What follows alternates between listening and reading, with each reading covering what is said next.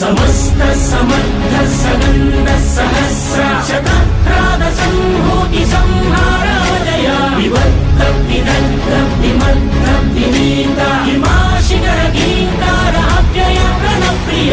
ఆరు చిచ్చుల మండె కపట బుద్ధితో మానవాళి బ్రతుకు మలుగుతున్నదా